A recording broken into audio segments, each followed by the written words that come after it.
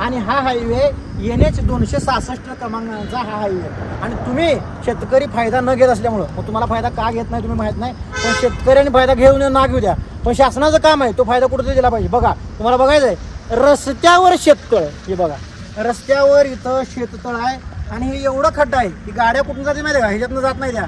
त्याच्यानंतर इथं सुद्धा खड्डा आहे, गाड्या इकडल्या साईडने एवढ्या लांब जायला लागते. हा नॅशनल हायवे, आपल्याकडे नॅशनल हायवेची क्वालिटी आणि क्वांटिटी बघायची असेल तर शिरडोनला यायला लागते. या शिरडोनला यायचं आणि ही क्वालिटी बघायची. शेततळी रस्त्यावरती, ह्या शेततळ्याच्या पुढं आणि तुम्हाला दाखवतो, शेततळ्याच्या पुढं हिर आहे.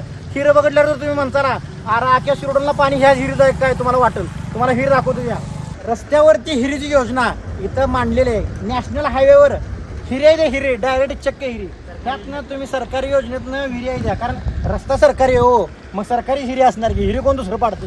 तर बघा कशी आहे हिर, इथे एक बारकी हिर, पण या बारक्या हिरला थोडं कमी पाणी असल्यामुळं सरकारला जास्त पाण्याची आवश्यकता असल्यामुळं दुसरी मोठी हिर पाडली. त्याच्यानंतर तिसरी हिर, त्याच्यानंतर चौथी हिर, त्याच्यानंतर पाचवी हिर आणि मग त्याच्यानंतर लागतो आपला हायवे. एवढ्या विहिरी रस्त्यावरती, पाण्याची कुठंच कमतरता नाही. बघा म्हणजे किती आपला विकास झाला. विकास विकास विकास म्हणायचा तो हाच विकास की नॅशनल हायवेवरती एवढे मोठे खड्डे आहेत. रस्त्यावर जाणाऱ्या टू व्हीलरवाल्यांना, फोर व्हीलरवाल्यांना किती कसरत करावी लागते बघा. त्यांनी टॅक्स भरते, सगळं देते. नॅशनल हायवेच्या नावावर टोल नाका घेतला जातो, सगळं घेतलं जाते.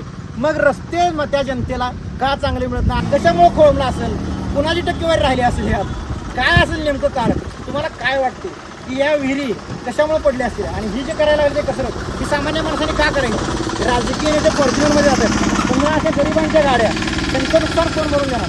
आज जर शासन टोल नाका भरला नाही किंवा CCTV कॅमेरे ही सगळ्या रस्त्यावरती हायवेवरती लावले आणि ह्याची जिम्मेदारी कोण घ्यायची. तिथे एखादा CCTV लावा आणि ह्याच्यामुळं त्या गाड्यांचं नुकसान, त्या शेतकऱ्यांचं नुकसान, इथं किती गाड्या पडतील त्या ह्याची सुद्धा नोंद ठेवा. आणि हे जे खड्डे कोणामुळे पडलेत आणि ह्या खड्ड्याला जबाबदार कोण, त्यांना फाईन मारणार कोण. कारण इथं CCTV तुम्ही लावला नाही, CCTV लावला तिथं हायवेला सामान्यांना लगेच कॅप्चर करून देतो, तुम्हाला फाईन मारताय. आणि हा रस्ता इथं जर खराब झाला असेल ह्याला फाईन मारणार कोण, ह्याला जिम्मेदार कोणता कॉन्ट्रॅक्टर आहे हे कोण बघणार आहे सांगा. तर बघा मित्रांनो, हा तुम्हाला जो हायवे दिसतोय वरचा शिरडोनचा, ह्याच्या 1 ते 2 किलोमीटर गेल्यानंतर एक टोल नाका आहे. टोल नाक्याच्या 2 किलोमीटर जवळवरच जर अशी परिस्थिती असेल तर काय असेल, किती ऍक्सिडेंट झाले असतील इथं.